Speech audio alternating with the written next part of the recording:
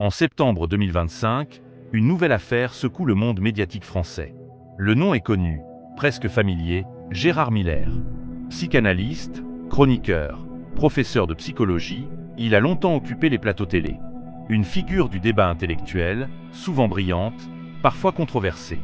Mais cette fois, ce n'est pas pour une joute d'idées qu'il fait la une. C'est pour une mise en cause d'une toute autre nature. Au tout début du mois, Gérard Miller est placé en garde à vue à Paris. Les enquêteurs de la Brigade de protection des mineurs veulent l'interroger dans une affaire sensible. Des accusations d'agression sexuelle et de viol, certaines remontant à plusieurs décennies. Les faits auraient été commis dans un cadre thérapeutique. Plusieurs femmes, dont certaines étaient mineures au moment des faits, affirment avoir été abusées lors de séances d'hypnose ou de consultations psychanalytiques.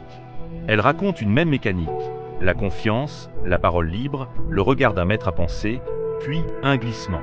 Des gestes déplacés, un contact imposé, sous prétexte de soins ou de travail de l'inconscient. Les témoignages se sont accumulés depuis février 2024, date de l'ouverture de l'enquête préliminaire. Certaines plaignantes ont raconté leur histoire publiquement, d'autres ont choisi le silence ou l'anonymat. Les récits varient dans les détails, mais pas dans le sentiment, celui d'avoir été manipulé par une autorité intellectuelle et morale. Pour la justice, l'enquête est complexe. Beaucoup de faits sont anciens, parfois prescrits. Il faut recouper les versions, retrouver d'éventuels courriels, des carnets, des rendez-vous oubliés. Et surtout, déterminer ce qui relève de la vérité judiciaire et ce qui restera une zone grise de la mémoire. Miller, Louis, nie categoricament.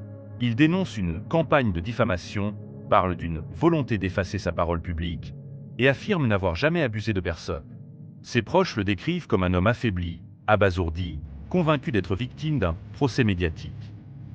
Mais pour les plaignantes, la garde à vue est ainsi. Enfin, leur parole est entendue. Cette affaire interroge bien au-delà du simple fait divers. Elle soulève des questions lourdes. Comment prouver un abus psychologique quand il se dissimule derrière les mots de la thérapie? Jusqu'où va le pouvoir d'un intellectuel sur l'esprit vulnérable de ceux qui le consultent? Et comment la justice peut-elle trancher, des années plus tard, quand les traces physiques ont disparu, mais que les blessures, elles, demeurent? En attendant les conclusions de l'enquête, Gérard Miller reste présumé innocent. Mais dans l'opinion, quelque chose s'est fissuré. Ce n'est pas seulement un homme qu'on juge. C'est une époque, celle où la parole du maître passait pour vérité, et où le doute, celui des victimes, restait dans le mou. Et si, derrière le divan du psychanalyste, se cachait une autre forme de pouvoir, celle qu'on ne questionne jamais, parce qu'elle parle, justement, au nom du savoir.